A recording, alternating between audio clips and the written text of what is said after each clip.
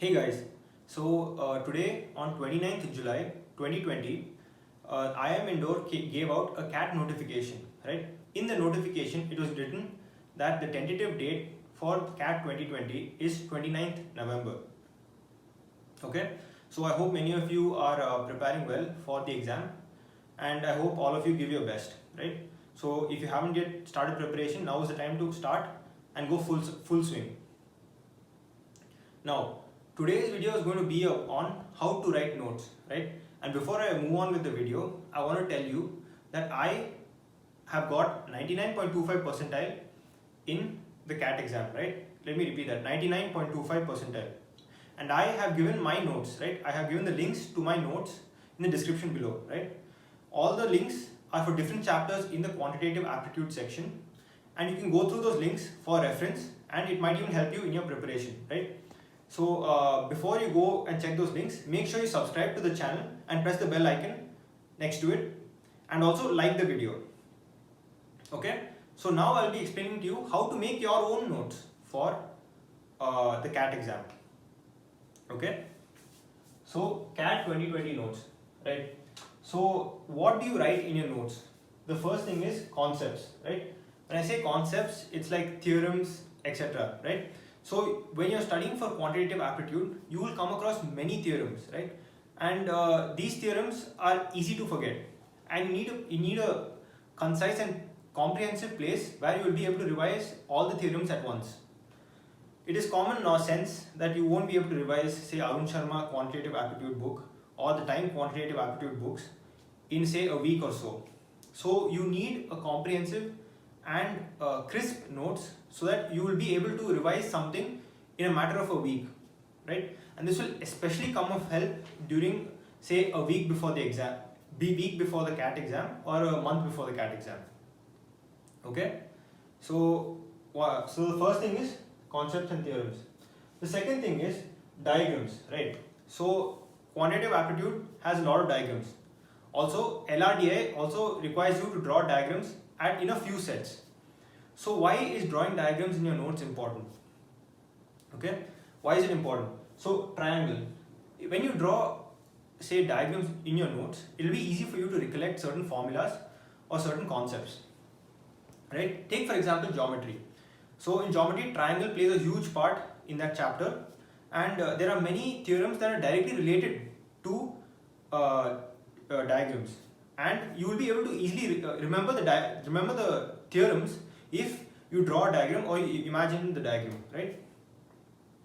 So this is why it is important for you to include diagrams like triangles, polygons, circles, and in LRDI they give you certain diagrams. It is important for you to draw these diagrams in your notes. The third one is formula. Okay, so here is something that many of my students have often come to me and explained. So they tell me that when they start studying, say, for one chapter and then move on to the next chapter, they have already forgotten the formulas in the previous chapter, right? So why does this happen? This happens because you're not constantly revising the formulas.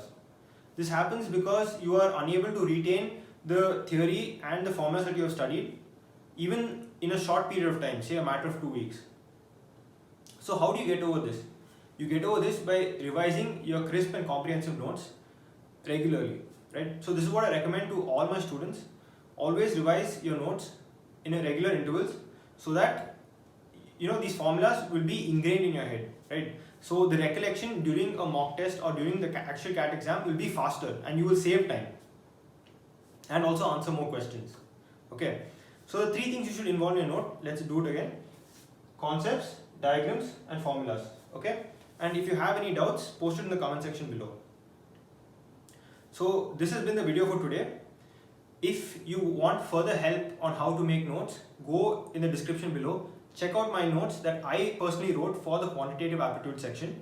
Okay, see the notes, you will understand how to write notes. I have written all the concepts, all the formulas, and I've drawn all the diagrams possible for each chapter. Okay, when I say all the diagrams possible, as much as I preferred, right? So there are certain theorems that I haven't drawn diagrams because it was easy for me to remember those theorems. Whereas in other theorems where I needed a visual representation of the theorem itself, I have drawn diagrams. So the reason I recommend you make your own notes is because this might vary from person to person, right? So there might be a theorem that you might remember easily, and so you might not need to extensively write about it in your notes. But there might be another theorem that you might find hard, and you might need to write a bit lengthy notes on that theorem. So this is why I recommend that you write your own notes, but you can use my notes as template, and again I'm repeating it, you'll find it in the links in the description below. Okay, so that's it for today's video, and in the next video I'll be releasing my error log, right? So what exactly is an error log? It's a list of all the difficult questions, like every difficult question I encountered from my preparation. I will be putting it in my next video. So make sure you subscribe to the channel and press the bell icon so that you will get a notification when I release my next video. Okay, so that's it for today's video. Thanks for watching, and don't forget to subscribe.